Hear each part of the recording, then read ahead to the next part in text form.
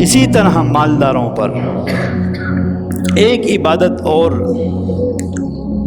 واجب اور فرض ہوتی ہے، من استطاع الیہ سبیلا، کہ جب وہ حج کی سعادت، حج کے ایام آ جائیں اور اللہ نے اسے اتنا مال دیا ہو وہ حج کے سفر کو جا سکے اور حج کے سفر کو نہ جائے۔ اللہ جل شانہ فرماتے ہیں کہ بڑی ناراضگی کا اظہار کیا ہے کہ اللہ نے اسے مال کی دولت سے نوازا ہو اور وہ بیت اللہ کی زیارت کو نہ جائے۔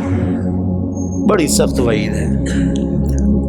تو اس لیے حج کی درخواستیں جمع ہو رہی ہیں، لوگ ارادے کر رہے ہیں۔ اگر ہم میں سے بھی اب بھی کوئی ایسا مالدار ہے کہ جو حج کو جا سکتا ہے، سفر کا انتظام کر سکتا ہے، ماں بقیہ جو اس کے پیچھے رشتہ دار، بیوی، بچے ہیں، ان کے کھانے پینے کا انتظام کر کے حج کو جا سکتا ہے، حج کر سکتا ہے، تو اس پر حج فرض ہے، واجب ہے، وہ جائے، حج کے فرض کو ادا کرے۔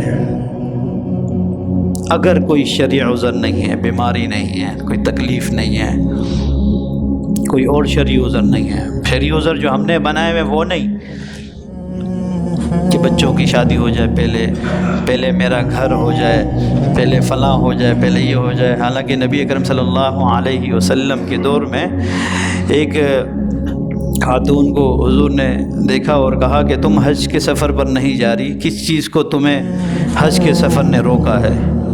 تمہارا پورا خاندان حج پر جا رہا ہے۔ فرمایا یا رسول اللہ، ہمارے پاس 2 سواری ہیں، ایک سواری میں میرے شوہر اور میرے بیٹے حج کے سفر کو جا رہے ہیں، ایک سواری وہ ہمارے لیے پیچھے کھیتے باڑی کے لیے چھوڑ کر جا رہا ہے یا رسول اللہ۔ حضور نے کہا ٹھیک ہے، یہ شرعی عذر ہے، یہ شرعی عذر ہے۔ آپ بینکوں میں لاکھوں کروڑوں روپے رکھیں اور پھر حج کے سفر کوئی نہ جائیں، یہ تو ایک بڑی ہی ناکامی والی بات ہے کہ اللہ جل شانہ نے جو مال دیا ہے اور تم وہ مال خرچ کر کے اللہ ہی کی گھر کی، نبی اکرم صلی اللہ علیہ وسلم کے روضے کی یعنی کہ زیارت کو نہیں جا رہے، وہ تو بڑا بدبخت انسان ہے۔ کیسے اللہ جل شانہ، دیکھیں مال خرچ کرنا تمہارے اندر مزید تقوی کو پیدا کر دیتا ہے۔ ایسا ہی ہے نا، جب محبت ہوتی ہے، محبت سے اگلا قدم مال خرچ کرنے کو ہوتا ہے۔ مثال کے طور پر جب آپ کو کسی عام بہت چھوٹی سی مثال دیتا ہوں صرف سمجھانے کے لیے، حالانکہ جو حقیقت ہے وہ تو پہاڑوں سے بڑھ کر بھی اس پر اجر ہے۔ دنیا کی کوئی محبت ہو جاتی ہے کسی استاد سے، دوست سے،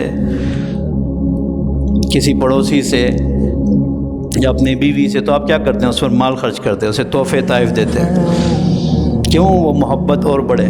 اسلام میں بھی ہے نا کہ تحفے تحائف ایک دوسرے کو دینے چاہیے، اس سے محبت بڑھتی ہے۔ ایسا ہی ہے نا، مگر یہ ہمارے محلے میں یہ دستور ہے ایسا؟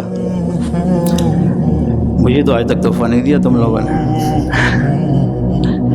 خیر، یہ اسلام کا ایک عمل ہے۔ حضور نے فرمایا جب تم تحفے تحائف دو گے، دل میں اگر کوئی رنجش یا کوئی ایسی بات بھی ہوگی، وہ بھی اللہ جل شانہ اس کی محبت سے، برکت سے اسے نکال دیں گے۔